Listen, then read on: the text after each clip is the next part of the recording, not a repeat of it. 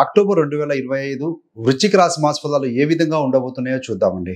వృశ్చిక రాశికి అధిపతి కుజుడు.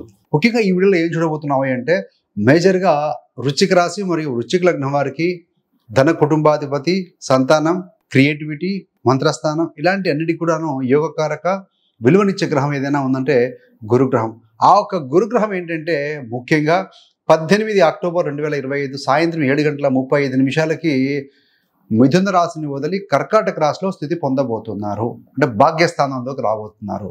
సో ఒక ఎక్సలెంట్ ప్లానెట్ మీ రాశికి, మీ లగ్నానికి ఉపయోగకారకమైన గ్రహం కనుక అలా వచ్చినప్పుడు ఏ విధంగా ఉంటుంది, అదేవిధంగా గురుగ్రహ మార్పు విద్యార్థులకు ఏ విధంగా ఉంటుంది, ప్రేమ జీవితంలో ఉన్న వారికి ఏ విధంగా ఉంటుంది, ఉద్యోగులకి, గవర్నమెంట్ ఉద్యోగులు, ప్రైవేట్ ఉద్యోగులు, అదేవిధంగా వ్యాపారస్తులకి, వృద్ధులకి, పారిశ్రామికవేత్తలకి, కోర్టు సంబంధమైన విషయాలు, రాజకీయ నాయకులకి ఏ విధంగా ఉంటుంది, అదేవిధంగా ఆరోగ్యం, రైతులు, చివరిన రెమెడీస్ ఇవన్నీ కూడా చూద్దామండి. చివరి దాకా చూడగలరు. నచ్చితే లైక్ చేయండి, 10 మంది బంధుమిత్రులకు షేర్ చేయగలరు.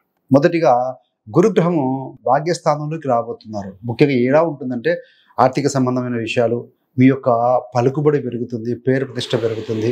అదేవిధంగా కుటుంబ సమస్యలకు సత్ఫలితాలను ఇచ్చేటువంటి ఒక పరిష్కార మార్గాలు కూడా మీకు లభిస్తాయని చెప్పవాలండి. మరి ఆర్థిక సంబంధాల విషయాలు చూస్తే ఈ యొక్క ద్వితీయాధిపతి భాగ్యంలోకి రావటం, సో శుక్రుడు 11వ స్థానంలో ఉండటం వల్ల కూడా ఏంటంటే ఆర్థికంగా మీకు లాభదాయకంగా ఉంటుంది.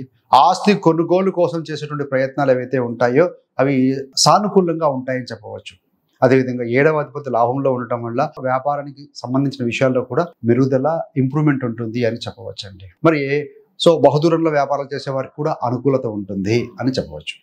మరి విద్యార్థులకి, స్టూడెంట్స్కి ఏ విధంగా ఉంటుందంటే దసరా సెలవులు వచ్చాయి, ఆటపాటలు మునిగి తేలుతూ ఉంటారు. అయినా కూడా హైయర్ ఎడ్యుకేషన్ సంబంధించి గురుగ్రహం బలం ఉంది కాబట్టి సో మంచి అనుకూలమైన కాలం అని చెప్పవచ్చు. విదేశీ విద్యకు సంబంధించి ప్రయత్నాలు సానుకూలంగా ఉంటాయి. మంచి మంచి కాలేజెస్లో అడ్మిషన్స్ లభించే అవకాశం బలంగా ఉంది. అవకాశం ఎందుకు అంటున్నామంటే ఇవి గోచార ఫలితాలు కనుక మీ యొక్క వ్యక్తిగత జాతకం కూడా దయచేసి చెక్ చేసుకోండి. మరి గవర్నమెంట్ సంబంధమైన ఉద్యోగులకు ఏ విధంగా ఉంటుంది అని అంటే ఎవరైనా ఎదురు చూస్తూ ప్రమోషన్కు వెయిటింగ్ లిస్ట్లో ఉండి ఆ ప్యానల్లో కనుక ఉంటే ప్రమోషన్ గ్యారంటీగా వచ్చే అవకాశం అయితే అనుకూలంగా కనపడుతూ ఉందండి. పై అధికారులు కూడా మీకు అనుకూలిస్తారు. కాకపోతే 17వ తారీఖు తర్వాత మీకు వృత్తిపరంగా బహుదూర ప్రయాణాలు, లేదంటే కొంత అలసటగా అనిపిస్తుంది. కొన్ని ప్రయాణాలు వృధాగా కూడా చేయాల్సి వస్తుందండి. సో కొంతమంది దూర ప్రాంతం కూడా ఉద్యోగపరంగా వెళ్ళే అవకాశం కూడా కనపడుతూ ఉంది.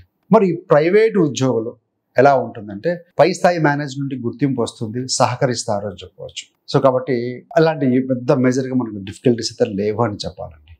మరి వ్యాపారాలకు చూస్తే ఏంటంటే విదేశీ వ్యాపార విస్తరణ, ఎక్స్పాండ్ చేసుకోవడం, అలా చేసుకోవడానికి చేసే ప్రయత్నాలు కూడా అనుకూలంగా ఉంటాయని చెప్పాలి.